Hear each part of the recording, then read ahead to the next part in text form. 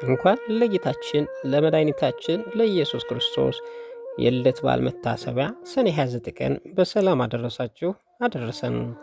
በስመ አብ ወወልድ ወመንፈስ ቅዱስ አሐዱ አምላክ አሜን።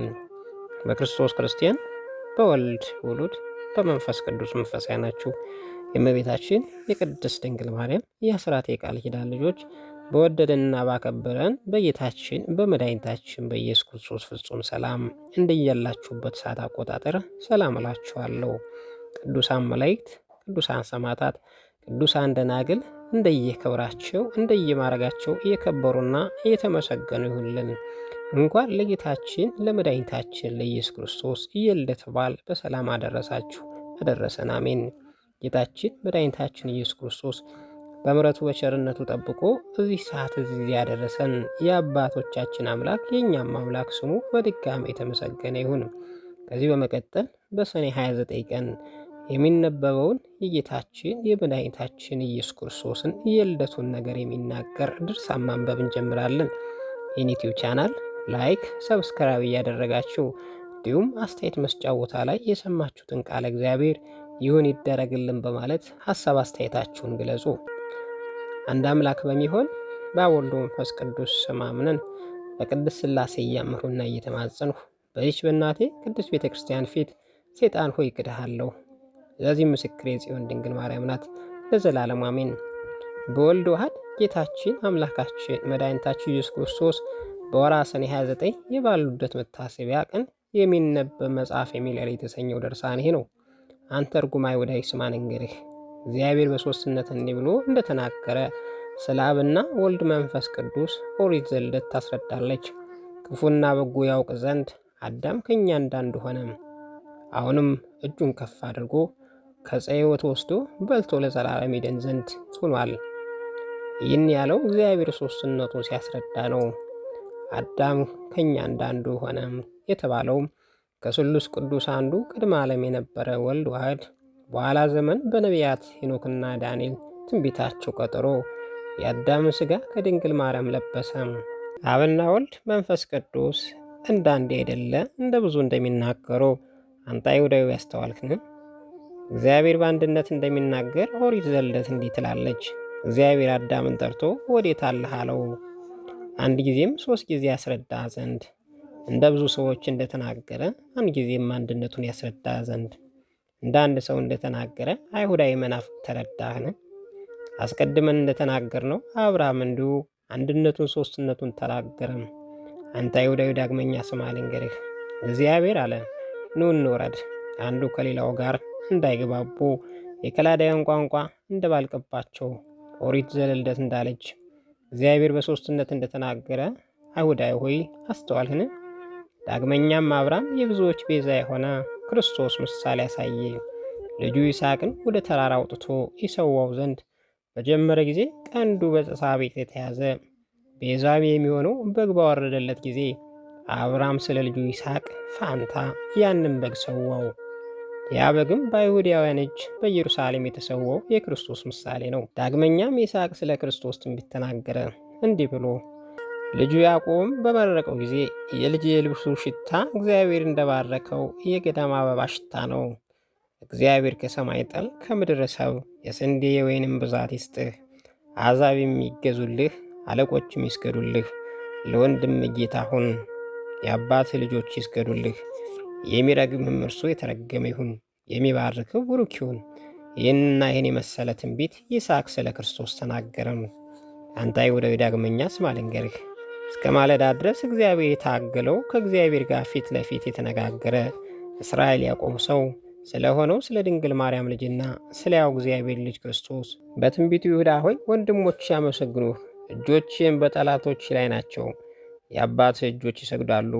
የአንበሳ ደቦል ይሁዳ ከመደብህ የተነሳ ልጅ እንዳንበሳ ተኛ። እንደ አንበሳ ደቦል የሚቀሰቅስ የለም። መንግሥት ከይሁዳ አይጠፋም። መስፍንም ከአብራኩ ለእርሱ የሚጠብቀው እስኪያገኝ ድረስ የአሕዛብ ተስፋቸው እርሱ ነው። አህያይቱ በወይን ግንድ የአህያይቱ ግልገል በወይን ሐረግ ያስራል። ልብሱ በወይን ያጥባል፣ መጎናጸፊያው ባለው ደም በዓይኖቹ ከወይን ይልቅ ደስ ያሰኛሉ። ጥርሱ ከወተት ይልቅ ነጭ ነው፣ ሰው ስለሆነው ድንግል ማርያም ልጅ ስለ ሕያው እግዚአብሔር ልጅ ኢየሱስ ክርስቶስ ያዕቆብ ይህን የመሰለውን ትንቢት ተናገረም። አንተ አይሁዳዊ ግን የአባቶቻችን የነቢያት ትንቢታቸውና ምሳሌያቸውን ቀጠሮ ታስተባብላለህ። ለአንተ የተወሰነ ዘመን የለህም። በየዓመቱ በየወሩ በየቀኑ ክርስቶስ ይመጣል ትላለህ። ነገርህም እንደ ጢስ ዝሩ ነው። ያው ወልደ እግዚአብሔር ክርስቶስ ግን ወደ እኛ መጥቶ ከእመቤታችን ድንግል ማርያም ተወለደ። እስረኞችን ፈታ፣ ሐዘንተኞችን አረጋጋ። አባቶቻችን ነቢያት ትንቢት እንደተናገሩት ምርኮኞችን መለሰ። ኦሪት ዘኍልቍ ስለ ክርስቶስ እንዲህ ትላለች። ከያዕቆብ ኮከብ ይወጣል፣ ከእስራኤል ሰው ይነሳል።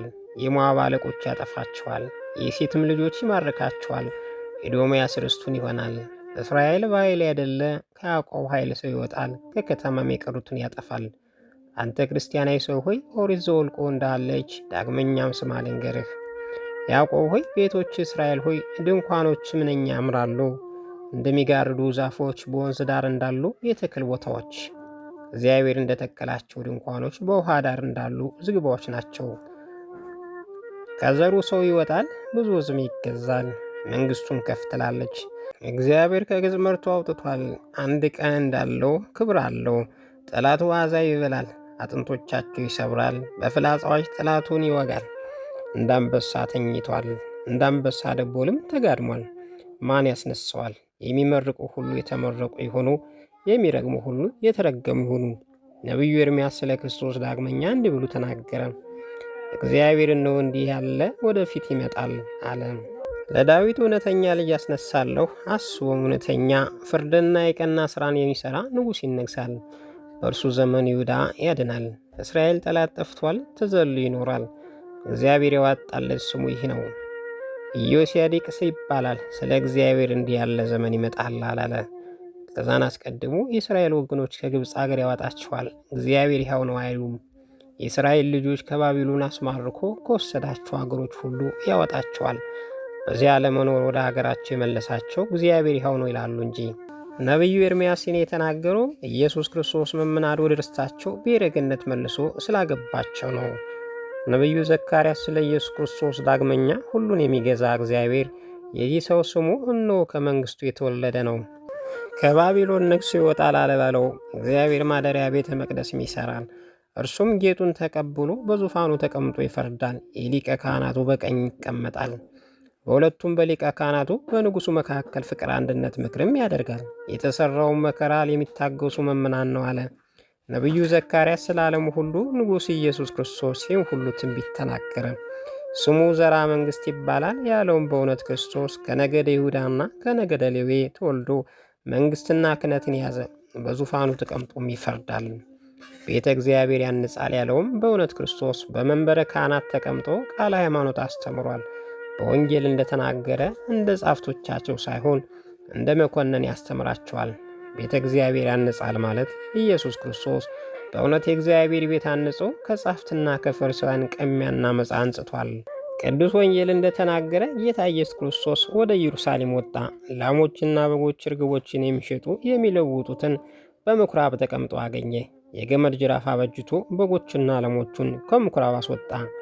ርግብ የሚሸጡትም ከዚህ አስወግዶ አውጡ፣ የአባቴ ቤት የገበያ ቦታ አታድርጉ ብሎ የለዋጮችን ወርቅ በተነ፣ መደብራቸውን ገለበጠ። መድኃኒታችን ኢየሱስ ክርስቶስ የእግዚአብሔር ፈጽሞ አጸዳ። ከጎኑ በፈሰፈው ደግሞ ቤተ ክርስቲያንን አነጻት። በከበረው ደግሞ ፈሳሽነት መምናንን ክቡራን ሕዝቦች አነጻቸው ብሎ ቅዱስ ኤፍሬም ሶርያዊ እንደተናገረ ሰው ስለሆነ ስለ ማርያም ልጅና ይኸው እግዚአብሔር ልጅ ስለሆነው ጌታ ኢየሱስ ክርስቶስ ነቢዩን ዕንባቆም ዳግመኛ እግዚአብሔር መለሰልኝ፣ ይህን ያየውን ገና በጊዜው ጊዜ ይደረግ ዘንድ አለውና በፍጻሜው ይደረጋል። የሚያነበው ሰውም ፈጥኖ ያነብ ዘንድ የራዩን ነገር በብራና ጎልቶ ጻፈው። ይህም ከንቱ አይደለም፣ ምንም ቢዘገይ እስኪመጣ ድረስ ጠብቀው፣ እርሱም አይቀርም አለኝ አለ። ነቢዩ ዕንባቆም ይህን ያለውን ይመጣ ዘንድ ስላለውና ወደ እኛ ስለመጣው መድኃኒታችን ኢየሱስ ክርስቶስ ነው። ዳግመኛም ነቢዩ ሚልክያስ ስለ ኢየሱስ ክርስቶስ መምጣት እነሆ የመከራ ዘመን ይመጣል አለው። እግዚአብሔር እንደ እሳት እያበራ መጥቶ አሕዛብን ሁሉ አመፃ የሚሰሩትን ሁሉ እንደ ገለባ ያቃጥላቸዋል። ሁሉን የሚገዛ እግዚአብሔር የምትመጣባቸው ቀን ታጠፋቸዋለች፣ ስራቸውን ጫፋቸውም አይቀርም አለም። ስሜን ለምትፈሩ ለእናንተ ግን እውነተኛ ፀሐይ ያወጣላችኋል። በክፉም በሥልጣኔ ሕይወት አለ። ከማሰሪያው እንደተፈታ ጥጃ ወጥታችሁ ትዘላላችሁ፣ ኃጢአተኞችንም ትረግጧችኋላችሁ። የበድን ክርስቶስ ምጽአት የምትክዱ አማጽያን አይሁድ ሁላችሁ ስሙ አምላካችን ኢየሱስ ክርስቶስ እውነተኛ ፀሐይ እንደተናገረው ሁሉን የሚገዛ እግዚአብሔር ሚጠትን በሚያደርግ ቀን በእግራችሁ እንደ ትቢያ ተረገጣችላችሁ አለ። ዳግመኛም ነቢዩ ኢሳይያስ ስለ ጌታ ኢየሱስ ክርስቶስ ኢየሩሳሌም አብሪ አብሪ ብርሃንሽም መጣ፣ እግዚአብሔር ክብር የሚበላይሽ ተገለጠ፣ እነሆ ምድር ጨለማ ሸፈናት፣ በአሕዛብ ላይ ጭጋግ አለ፣ ለአንቺ ብርሃንሽ እግዚአብሔር ነው፣ ክብሩም በአንቺ ላይ ገለጠ፣ ነገሥታቱ በብርሃንሽ አሕዛብም በወገኖችሽ ይሄዳሉ አለ። ዳግመኛም ነቢዩ ዳዊት ለቀኖች ብርሃን ወጣ አለ። ዳግመኛም ለጻድቃን ብርሃን፣ ቅን ልቦና ላላቸው ደስታ ወጣ አለ። በእውነትም የጽድቅ ፀሐይ ከኢየሱስ ክርስቶስ ለቅኖቹ ወጣላቸው። ቅኖች ያላቸው የድንግል ማርያም ልጅ ልደቱን የሚያምኑ ክርስቲያኖች ናቸው። ዳግመኛም ነቢዩ ዳዊት ጻድቃን በእግዚአብሔር ደስ አላቸው አለ። በእውነት የጻድቃን ክርስቲያን በሰማይ በምድር ደስ ይላቸዋል። በምድርም ስራቸውንና ሕንጻቸውን የተለያዩ የሆኑ በርካታ ቤተ ክርስቲያናት በማየት ደስ ይላቸዋል። በውስጣቸው እየገቡ ነባቢ አባገ መምናን እየዘለሉ ይዘምራሉ። ቅናተ ማየ ልብሲን የተባሉ ዕጣን ትንቢት ለሰማይ ለአምላክ ያጥናሉ። ሁሉም አብያተ ክርስቲያናትን ያሻቱባቸዋል። የወንዶችና የሴቶች መምና ልብሶቻቸው ዕጣን ይሸታሉ። ዳግመኛ ሊቃነ ጳጳሳቱ፣ ኤጲስቆጶሳቱ፣ ካህናቱ፣ ዲያቆናቱ በማይ ይደሰታሉ። ጻድቃን ሕዝበ ክርስቲያን የመድን ኢየሱስ ክርስቶስ ሥጋውን በመብላት ደሙን በመጠጣት ይደሰታሉ። ይህም አማኔ ቁርባን ነው።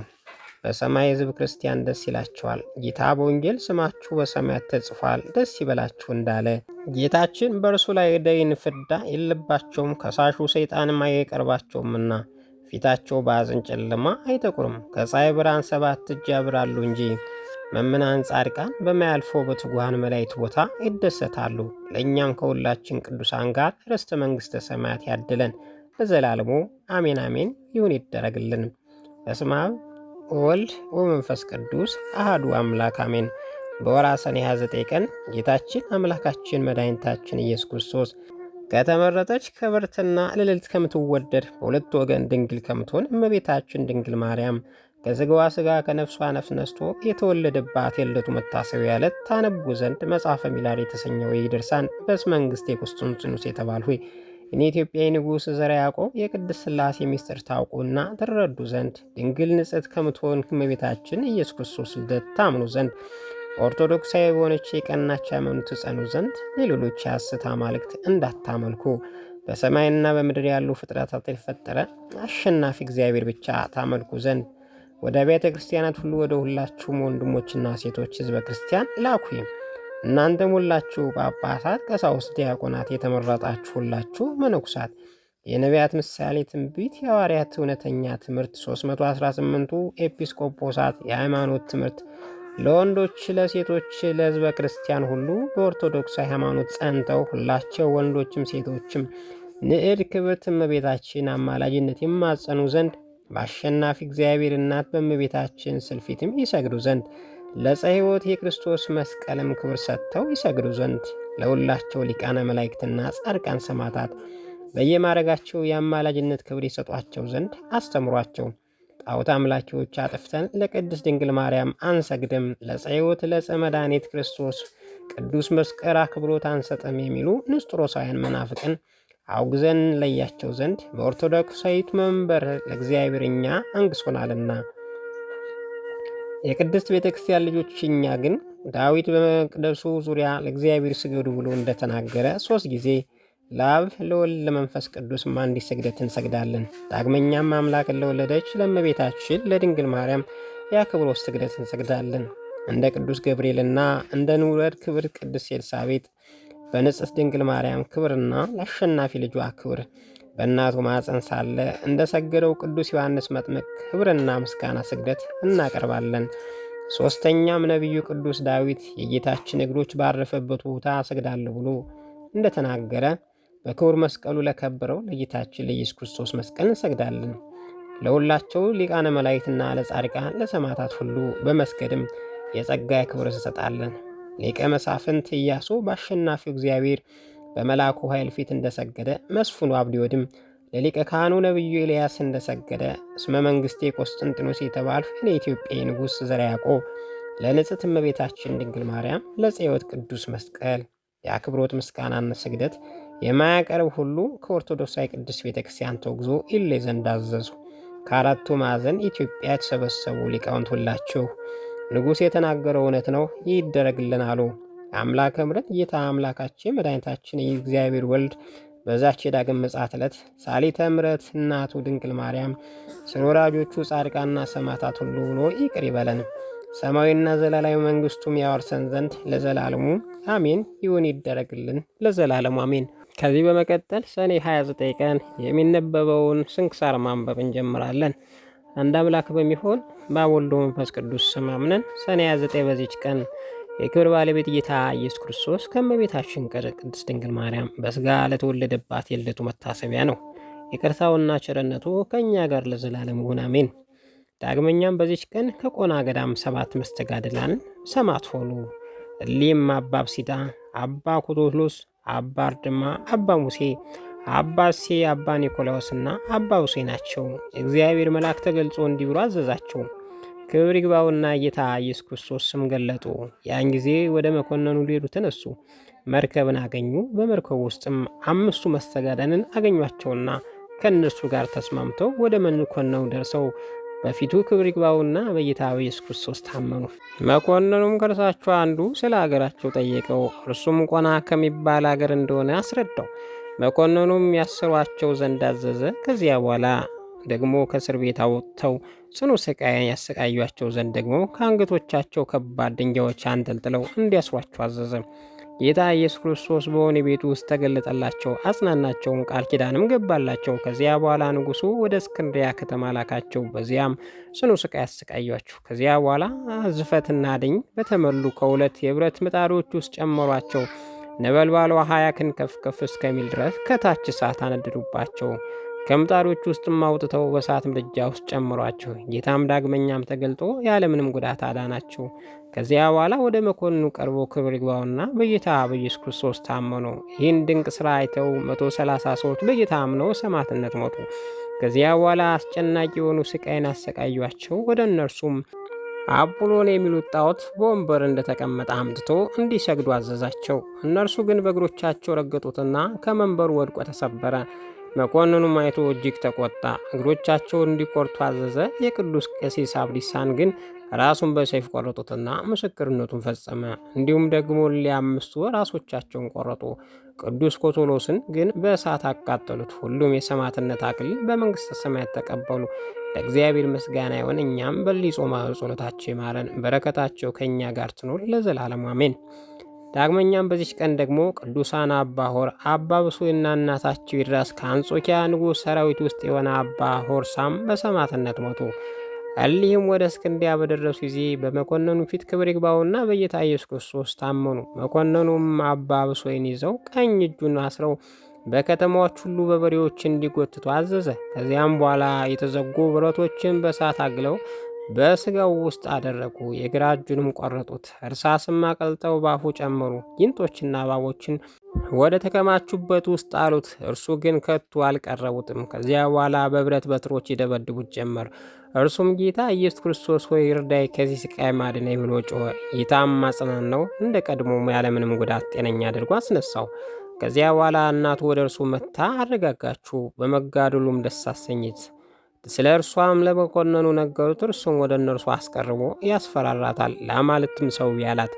እርሷ ግን አልፈራችም፣ ትእዛዙንም አልሰማችም። የብረት በትሮችን አግለው በጎኖቿ ውስጥ እንዲያደርጉ አዘዘ። ይህንም በእርሷ ላይ ባደረጉ ጊዜ ደስ ብሏት ዘመረች። ስለ ቅዱስ ስሙ መከራ እንድትቀበል ያደረጋት እግዚአብሔርን አመሰገነችው። ከዚያ በኋላ ነፍሷን ሰጠች፣ የሰማዕትነት አክሊልም ተቀናጀች።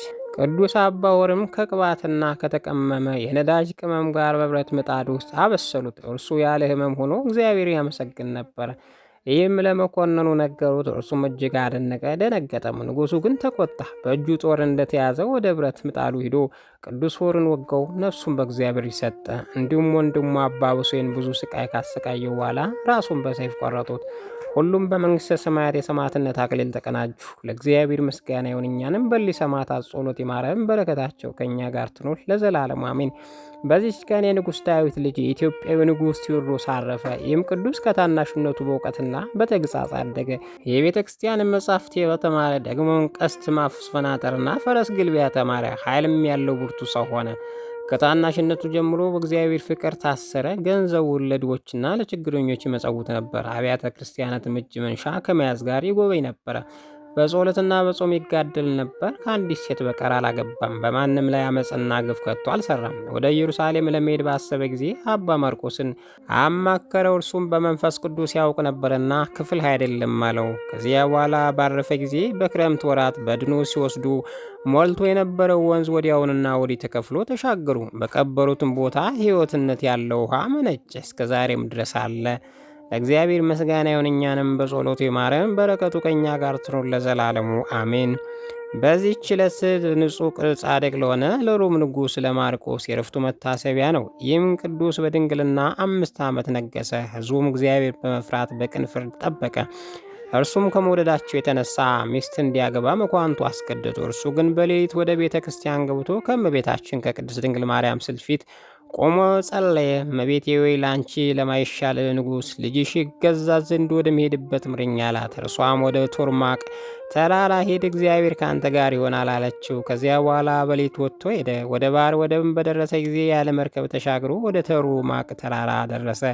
ያም ቦታ ደረቅ ነበረ። ከአጋንንት ጋርም እየተጋደለ በውስጡ 30 ዓመት ኖረ። ባረፈ ጊዜ መላእክት በክብር ቀበሩት። ለእግዚአብሔር ምስጋና ይሁን፣ እኛንም በጸሎቱ ይማረን፣ በረከታቸው ከእኛ ጋር ትኑር ለዘላለሙ አሜን። በዚች ቀን የከበረ አምደ ሚካኤል የሥጋው ፍልሰት ሆነ። መጀመሪያ በንጉሥ እስክንድርያ ዘመን መንግሥት ወደ አባቶች መቃብር፣ ዳግመኛም በንጉሠ ልብነ ድንግል ዘመን ባረፈ በ40 ዓመቱ ፈለሰ። አባቶቻችን ነገሥታት ወደ ተቀበሩበት ወደ አትሮንስ ማርያም አፍልሰው እንዲወስዱት ንጉሡ አዞ ነበር። ለእግዚአብሔር ምስጋና ይሁን፣ እኛንም በቅዱሳን ጸሎት ይማረን፣ በረከቱ ከእኛ ጋር ትኑር ለዘላለሙ አሜን።